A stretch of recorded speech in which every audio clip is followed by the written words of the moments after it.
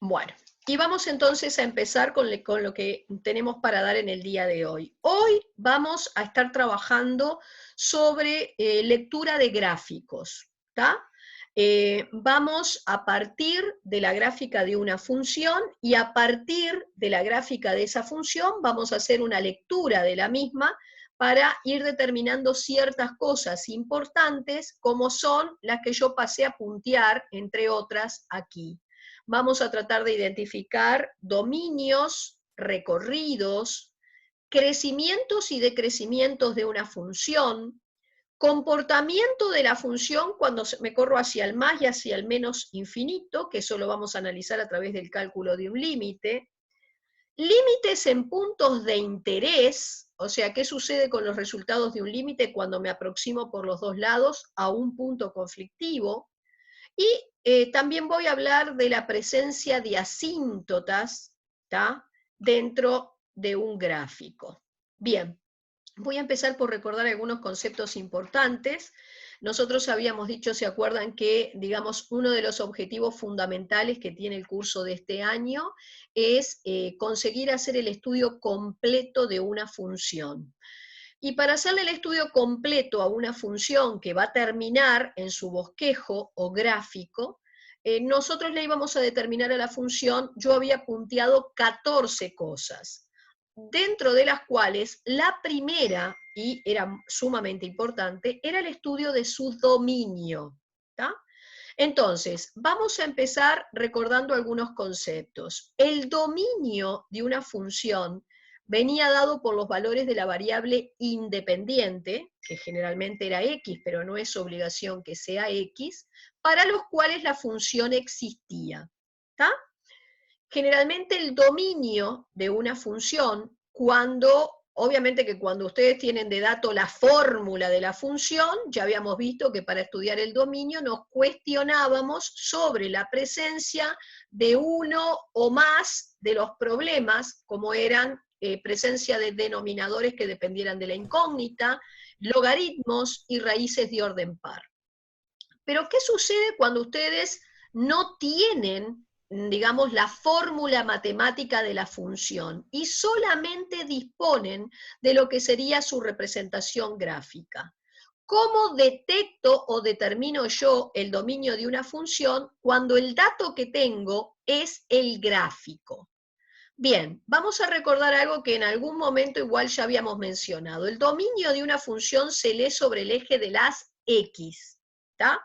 Entonces, generalmente por los puntos donde la función no existe, de abscisa, aparece trazado una recta vertical paralelo al eje de las y, que decíamos que se conocían con el nombre de asíntotas verticales. Entonces, cuando uno quiere investigar cuál es el dominio de una función, lo que hace es tratar de buscar en el croquis o en el dibujo esas rectas paralelas al eje de las y o las zonas que encuentra que el dibujo no va a llegar a cortar ni tocar nunca, ¿tá?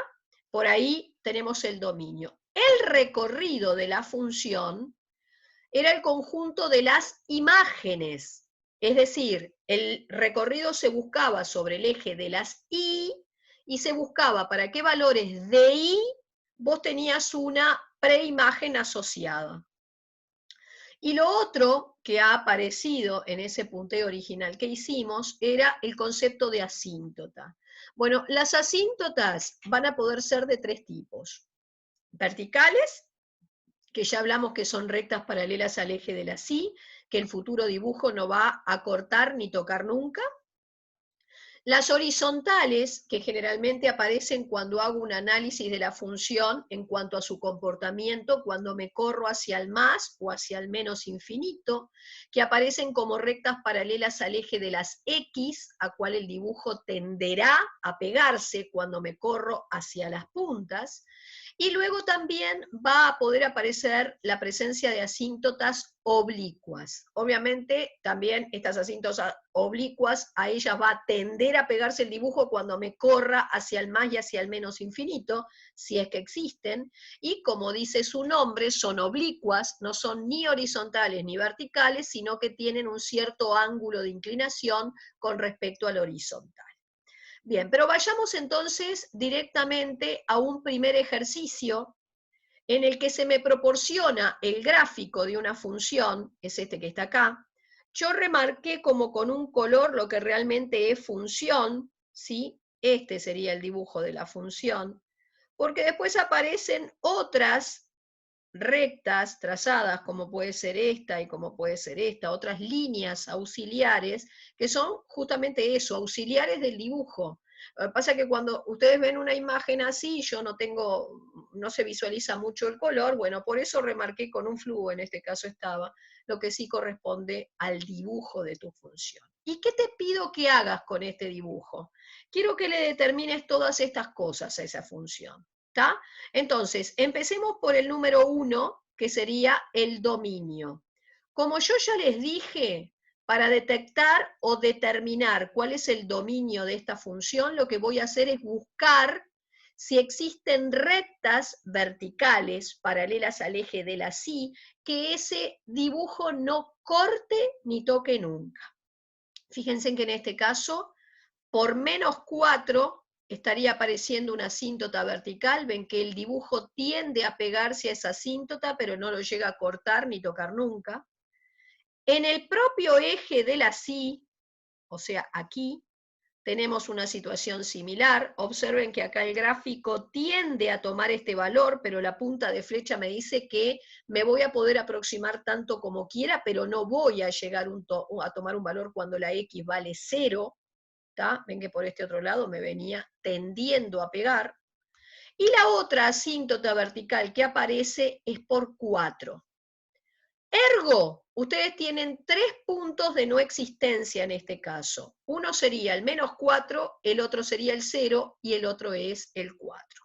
¿Cómo voy entonces a anotar el dominio de esa función?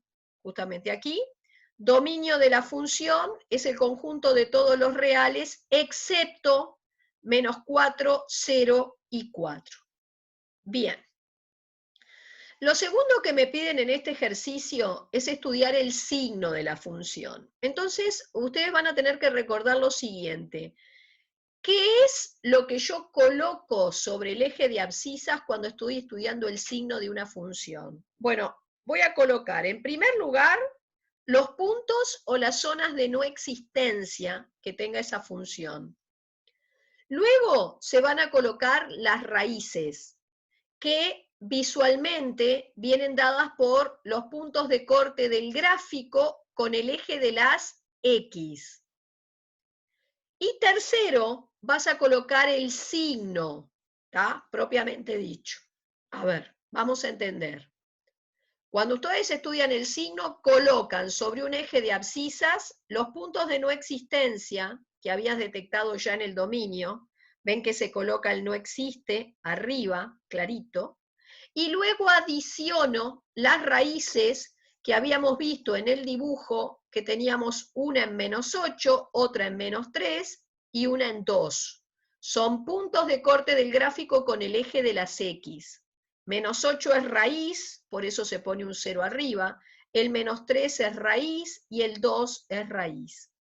Y ahora lo que tenemos que hacer es determinar el signo.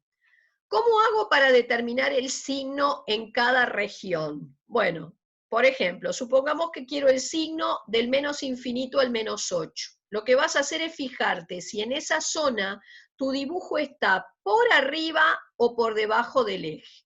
¿Tá? Fíjense que hasta el -8 yo tengo un dibujo que está por arriba del eje de las X. Cuando el dibujo está por arriba del eje de las X, en esa zona corresponde asignar un signo de más. ¿Qué pasa entre -8 y -4? Ahora tenés un dibujo por debajo del eje de las X, entonces vas a asignar un signo de menos. Y así voy a seguir tramo por tramo. Es decir, para decidir si coloco un más o un menos, me voy a fijar si mi gráfico en esa zona ha quedado por arriba o por debajo del eje de las X.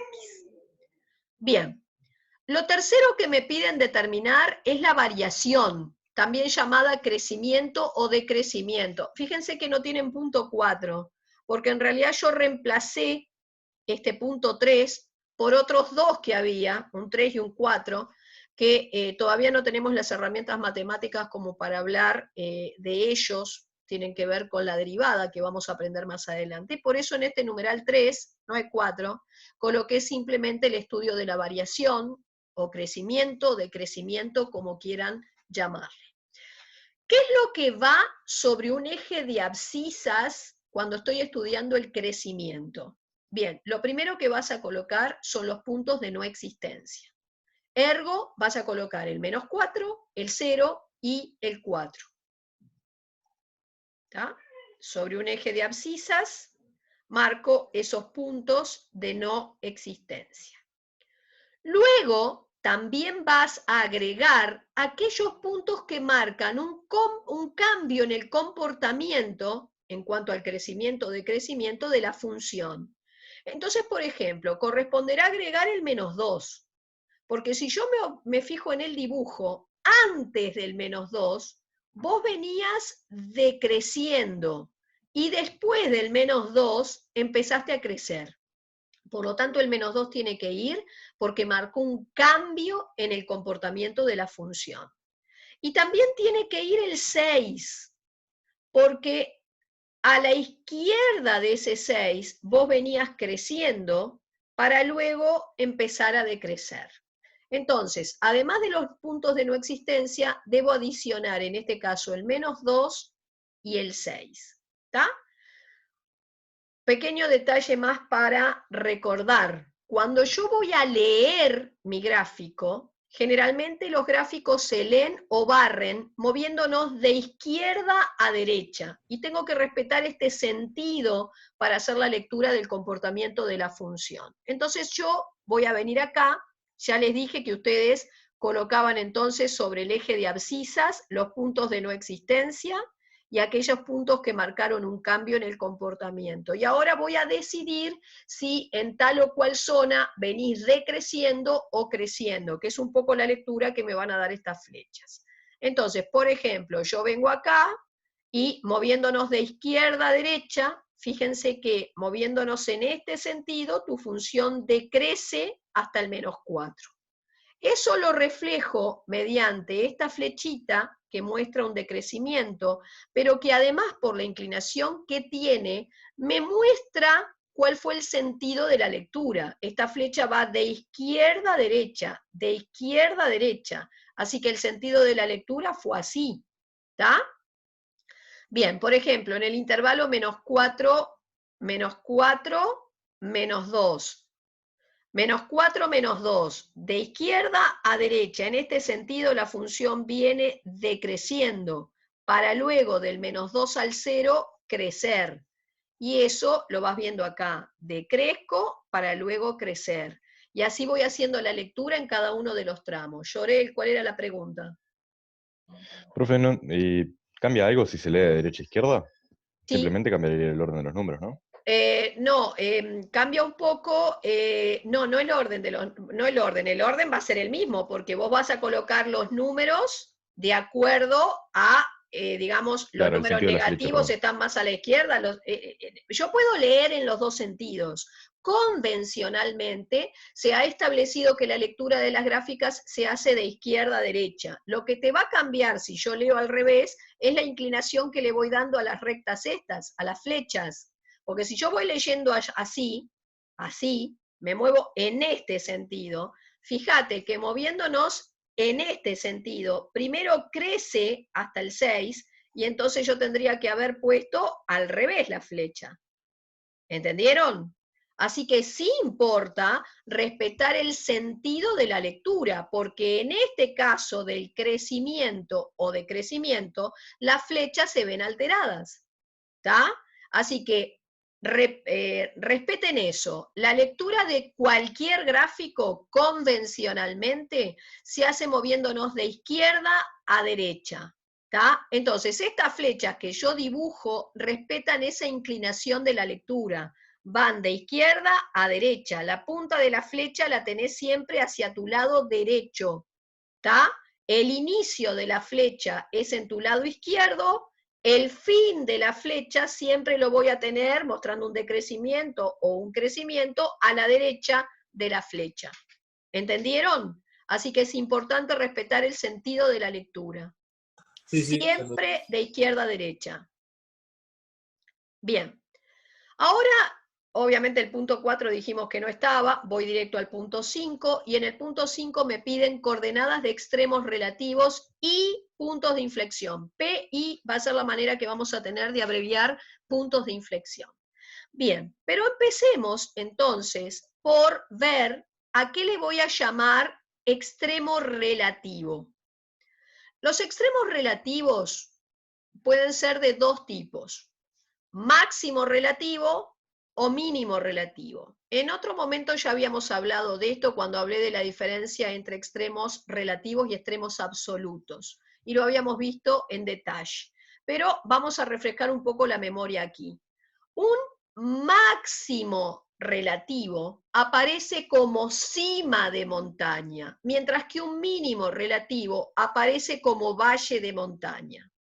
Pero no son cualquier cima o cualquier valle de montaña. Tienen que ser cimas redondeadas y valles redondeados. ¿Por qué? Porque por esos puntos donde vos detectás un máximo o un mínimo relativo, debés de poder trazar una recta tangente a la curva.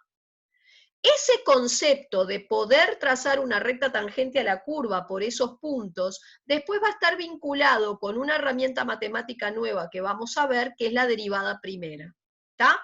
Por ahora, asumir que para que yo tenga un extremo relativo, ya sea máximo o mínimo, deberé tener cima redondeada o valle redondeado, porque así te aseguras que por este punto que es máximo relativo, puedo trazar una recta tangente a la curva, que en este caso queda horizontal, y lo mismo por acá.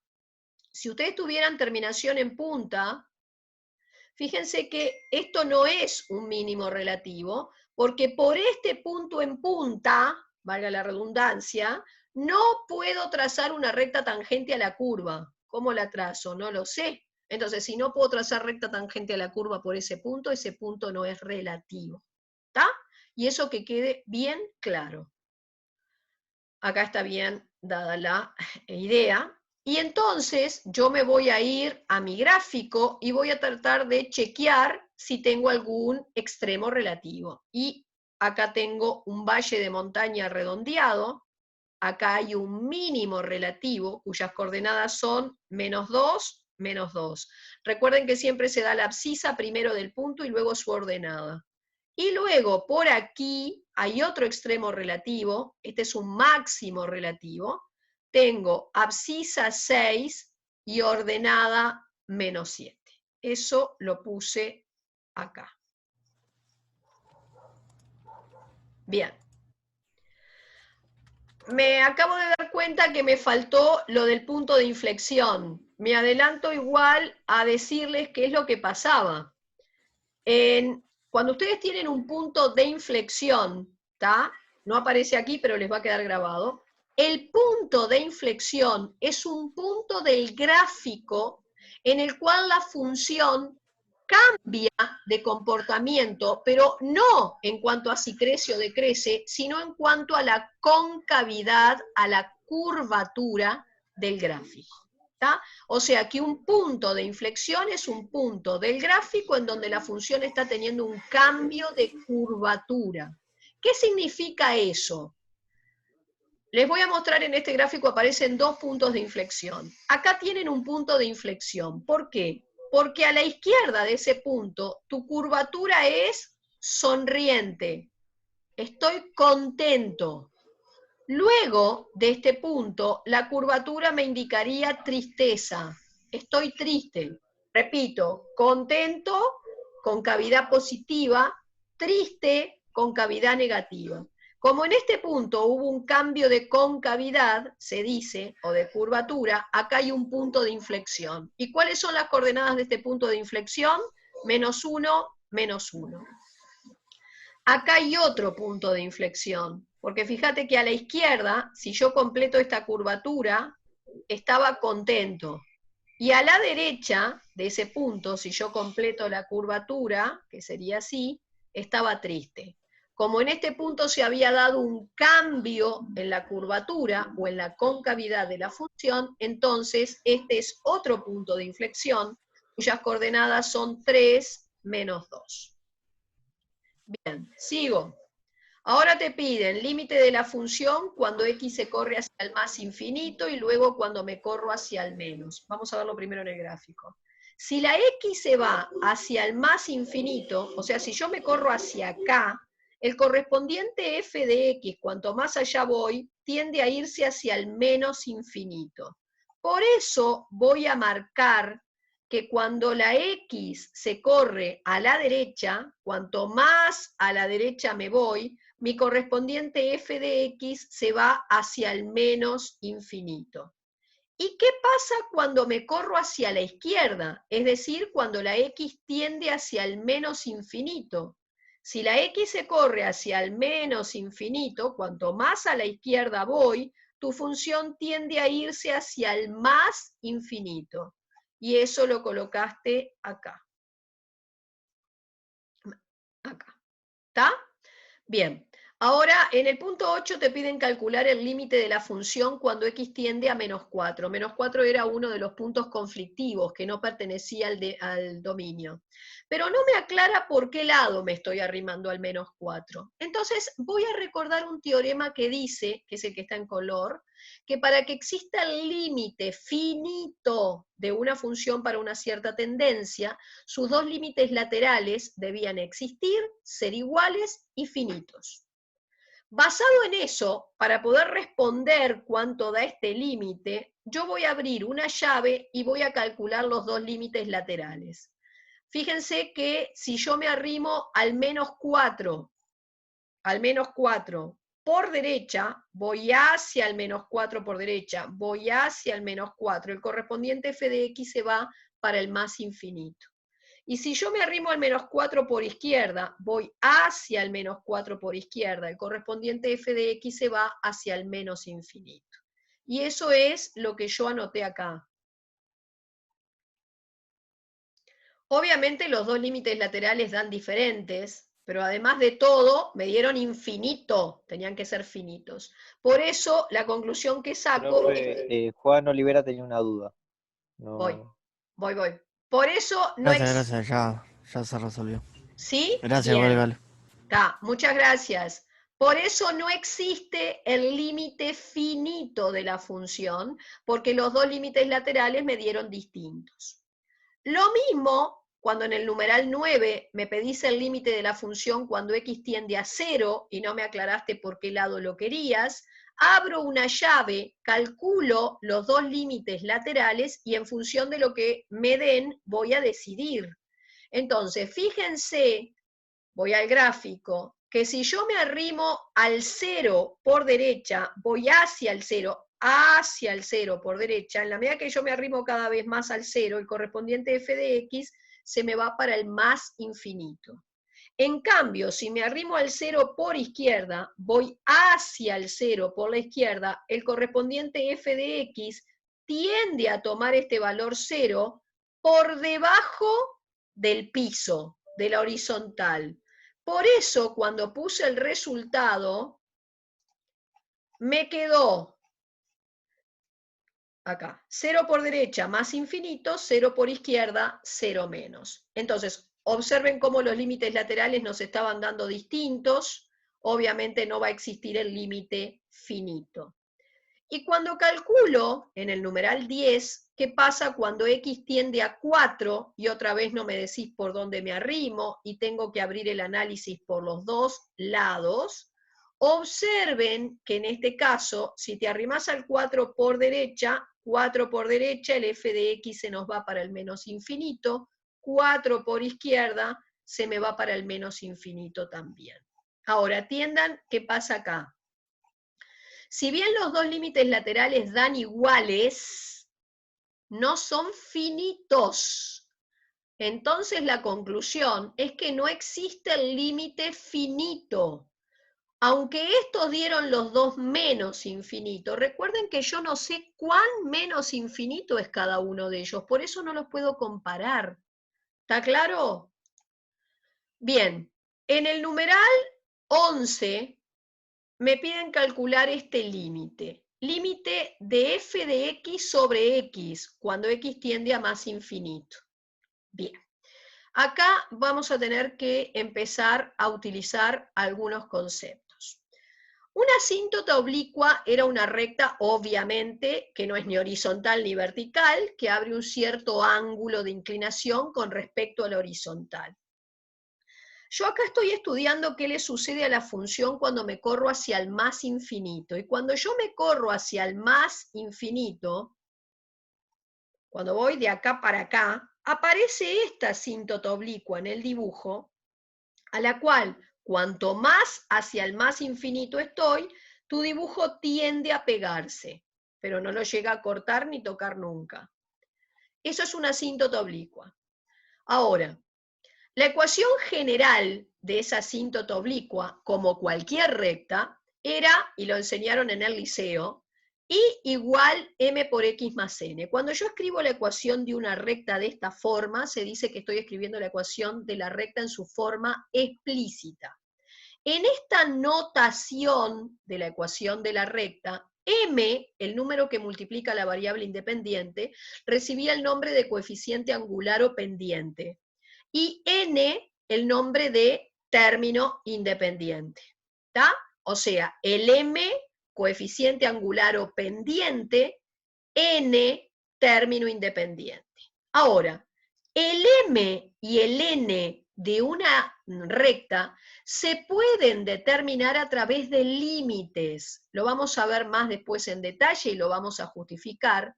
Resulta que el m de esa asíntota se puede calcular a través de este límite. Puede ser hacia el más o hacia el menos infinito. Y el n a través de este otro límite, donde obviamente el m es el resultado que obtuviste primero en este límite anterior. Pero ¿qué pasa? En definitiva, entonces me estabas pidiendo calcular el m de la asíntota oblicua, pero yo ese m no lo voy a poder calcular por este límite, porque yo no tengo la fórmula matemática de la función f como para reemplazarla acá y tratar de calcular ese límite. ¿Cómo puedo calcular el m de esta asíntota cuando no tenés la fórmula matemática de la función, pero sí tenés el dibujo? Y bueno, lo voy a sacar a través del dibujo. ¿Está? Ustedes saben que la asíntota no es más que una recta. Voy a volver al dibujo y me voy a fijar qué conozco de esa recta. Y resulta que vos tenés bien marcados dos puntos de esa recta. Estoy seguro que esa recta pasa por esos puntos que me marcaste bien. Uno es el punto que tiene coordenadas 0, 1, primero va la abscisa, después la ordenada, y el otro es el que tiene coordenadas 3, menos 2. Entonces lo que voy a hacer es lo siguiente. Voy a volver a la ecuación general de esa recta, y si el punto 0, 1 pertenece a esa asíntota oblicua, a o esa asíntota oblicua, vamos a decir que tiene que satisfacer su ecuación. ¿Y qué significa que un punto tenga que satisfacer la ecuación de una recta? Que si vos vas a la ecuación de la recta y cambiás la x por la x del punto y la y por la y del punto en la ecuación, esa igualdad se tiene que cumplir. Entonces yo cambié en esta ecuación la x por 0, la y por 1, obtuve esto, que en este caso ya me permitió acceder al valor del n, el término independiente de esa asíntota. Pero este punto también pertenecía a la asíntota oblicua, y por lo tanto también tenía que satisfacer su ecuación. Así que yo lo que hice fue hacer que este punto satisfaciera. Cambié en la ecuación general de la asíntota la x por 3, la y por menos 2, y ya reemplacé el n por el valor que acababa de determinar, y pude despejar el m. Es decir, que obtuve la respuesta a esto que me pedías en el numeral 11. ¿Y qué me pedías en el numeral 12 de este ejercicio? Me pedías determinar el límite de f de x menos m por x, que no era más que el n de esta asíntota. Ojo que yo acá me comí, acá debería haber puesto el límite de f de x menos m por x. Me lo comí acá en la anotación. El resultado era el n y esta era el valor que ya tenía. ¿Qué te pide en la parte 13 el problema? En la parte 13 me pedía entonces el m, pero de la asíntota que va hacia el menos infinito. Si ustedes observan el gráfico, el menos infinito es para allá y aparecía hacia el menos infinito esta otra asíntota oblicua, de la cual me estás pidiendo hallar su m. Entonces voy a hacer un tratamiento similar, ¿está? Yo no tengo la fórmula matemática de la función, ergo no puedo calcular el m de una asíntota usando el límite, voy a tener que sacar del dibujo. Entonces lo que hice fue pensar en una ecuación general para esa asíntota y tomar dos puntos que estuvieran bien señalizados de, digamos, esa recta. Me encontré con que era el punto de coordenadas 0, menos 6 y el menos 6, 0. Así que si este punto pertenece a la asíntota obliqua, lo hago satisfacer, cambio la x por 0, la y por menos 6, acá ya pude sacar el n, y este otro, si pertenece a la asíntota, lo hice satisfacer, reemplacé, ya sustituyendo el n por lo que me dio, y pude sacar también el m. Una pequeña aclaración que quiero hacer. A veces los puntos que te doy no necesariamente me permiten ya en una primera instancia hacer los despejes, como acá. A veces de este primer dato concluís en una ecuación que por ahora no podés resolver porque tiene dos incógnitas. Del segundo dato concluís en una ecuación que no podés resolver porque tiene dos incógnitas, y de última, con esas dos ecuaciones empezás a formar un sistema de 2 por 2 que resuelto te da el m y el n. ¿Está? Así que a lo sumo a veces podrás tener que morir en un sistemita de 2 por 2 para terminar de acceder a lo que querías. Bien, una aclaración más, ya voy al chat. Una aclaración más, acá les estoy dejando otra función para que ustedes, basado en lo que yo expliqué anteriormente, le hagan todas las determinaciones de lo que está expuesto acá. Acá les recuerdo lo que es el punto de inflexión, que por ahí quedó grabado entonces más arriba, pero me había olvidado dejarlo escrito. Así que tienen para trabajar en este tema que en próxima videoconferencia vamos a volver a retomar, la lectura de estos gráficos. ¿Puedo dejar de compartir pantalla? Sí, sí. Sí. Queda un minuto, me parece.